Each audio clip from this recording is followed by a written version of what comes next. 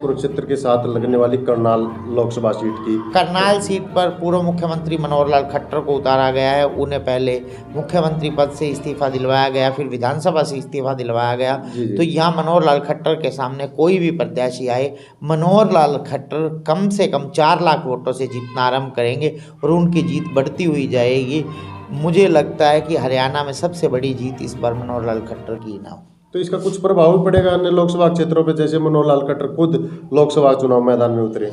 देखो, जो पंजाबी समाज में नुकसान होने की संभावना थी उसको डैमेज कंट्रोल करने के लिए मनोहर लाल खट्टर को यहाँ लोकसभा का प्रत्याशी बनाया गया। तो अम्बाला लोकसभा की बात करें तो अम्बाला में रतनलाल कटारिया जी की धर्मपत्नी बंतो कटारिया जी हैं, वो एज पर हैं। यदि सामने कांग्रेस किसी बड़े चेहरे जैसे उदित राज या वहाँ के स्थानीय प्रत्याशी वरुण मुलाना या रेणुवाला जो सडोरा से विधायक हैं, उन्हें मैदान में उतारते तो मुकाबला बन सकता है। पर एज पर आज भी भाजपा है और मुझे लग रहा है कि 1 लाख वोटों से वह बंतो कटारिया चुनाव जीत रही है। जी, बात की जाए अब सिरसा लोकसभा सीट की, तो सिरसा लोकसभा सीट पर यदि सामने प्रत्याशी कुमारी शैलजा हुई तो अशोक तंवर को मुखी खानी पड़ सकती है। यदि शैलजा ओवर कॉन्फिडेंस में आकर अपने किसी शागिर्द को चुनाव मैदान में उतारती है, जैसे चरणजीत सिंह रोडी का भी नाम आ रहा है, तो मुझे नहीं लगता फिर वहाँ अशोक तंवर बाजी मारने में कामयाब हो जाएंगे, क्योंकि वहाँ बीजेपी का भी अपना वोट बैंक है।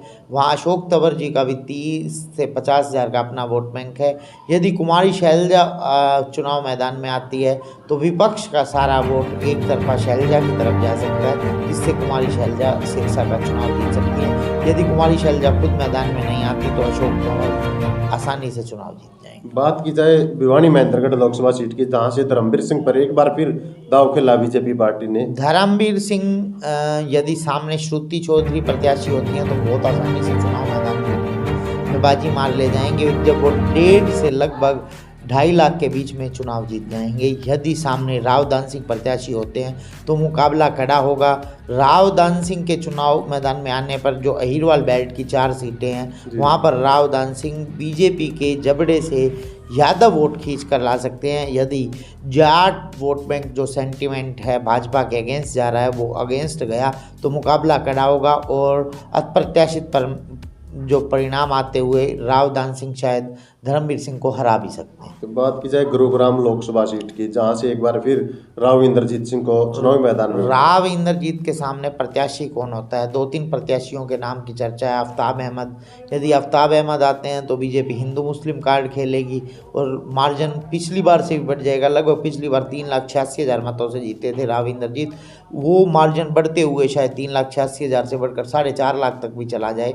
यदि सामने प्रत्याशी जितेंद्र भारद्वाज या कैप्टन अजय यादव या राव दान सिंह को गुरुग्राम सीट से भी उतारा जा सकता है, इस तरह का कोई प्रत्याशी होता है तो मुकाबला कड़ा हो सकता है। फिर भी एज पर बीजेपी, राव दान सिंह किसी भी तरीके से ये चुनाव हार नहीं रहे हैं। तो फरीदाबाद लोकसभा सीट पर भी वही पुराने प्रत्याशी, वहाँ पुराने प्रत्याशी कृष्ण पाल गुर्जर को रिपीट किया तो कृष्ण पाल गुर्जर जीत रहे हैं। इसलिए भाजपा कई बार सर्वे करवाती है, कई बार के सर्वे के बाद चुनाव में प्रत्याशी को उतारा जाता है।